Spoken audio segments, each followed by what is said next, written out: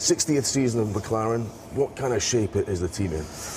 We're in great shape. We just announced DP World as a new partner last week to join our illustrious group of Googles and Coca-Colas and Ciscos. It's awesome the amount of support that we have, and that's led to a lot of investment. So as you know, the wind tunnel's almost done, and our simulator and our manufacturing, so a lot of the technology infrastructure that we've needed to get back to the front. Hopefully we've designed a faster car than last year, exciting driver lineup.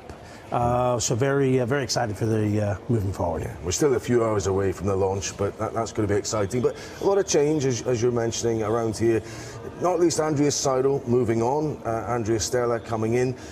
A few months into that changeover, do you think you made the right call? You could have hung on to Andreas, I suppose, but better to let him move on so that everyone knows the direction of travel and who's kind of steering the ship. Yeah, 100%. I mean, Andrea's been with us almost a decade.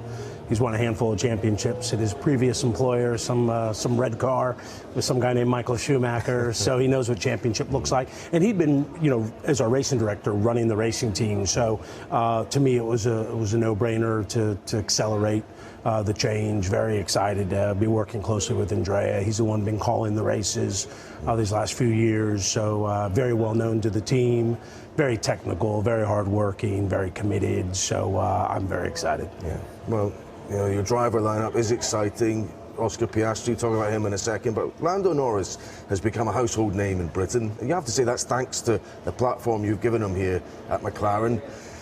Obviously, he wants to progress, win a world championship, so do you. Realistically, are you going to have to give him a car in a couple of years, able to do that, to hang on to him? Well, yeah, I'm sure. I mean, at the end of the day, he does want to win the world championship. So do we. We're on this journey together. So I know there's some noise around, but he knows what the game plan is. And I think, yeah, for sure, we all want to be winning races and competing for the championship in the not too distant future. And so as long as we do that, I'm sure we'll be racing together for a long time. I think we want to finish the story we've started, which is come into Formula One and win the world championship with us. So we've got time.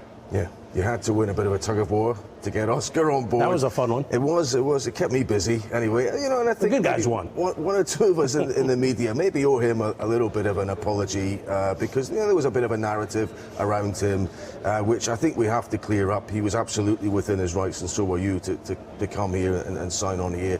But I guess will all of that be forgotten once the racing starts? If he can produce the results.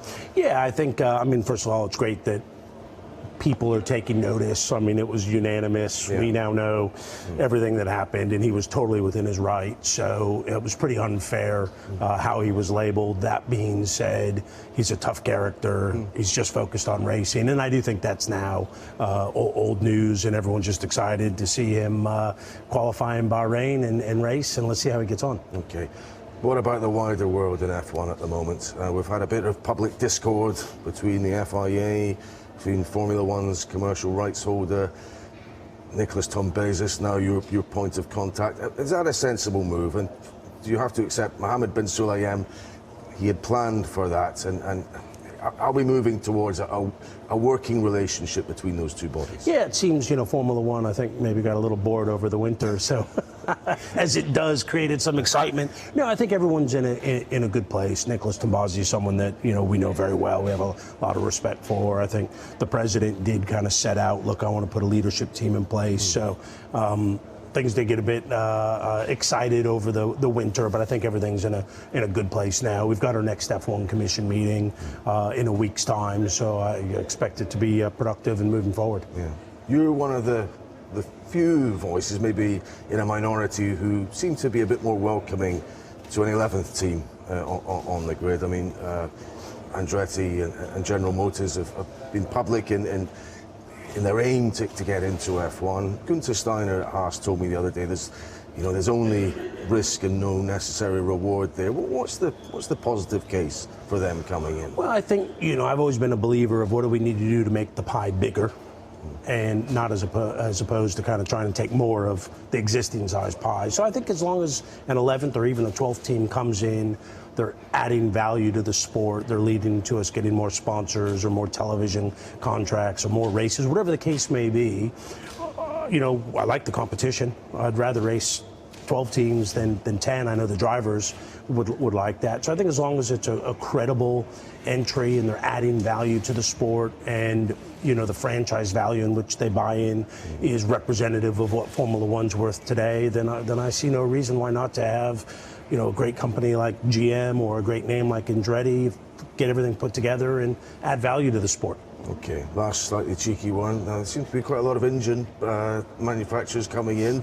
Does that give you some options in 2026? Or well, we're very happy with Mercedes. Honda, talk about you and I've read the reports. I think it's exciting to see how many manufacturers are coming in. I mean, I think it talks to the strength of the sport and the excitement that we have as many manufacturers as possible. So we have some time. We're very happy where we are, but we're doing what we should do, which is due diligence on kind of what's going on in the environment and what's 26 look like. And I think we'll make a decision in the not too distant future. Okay.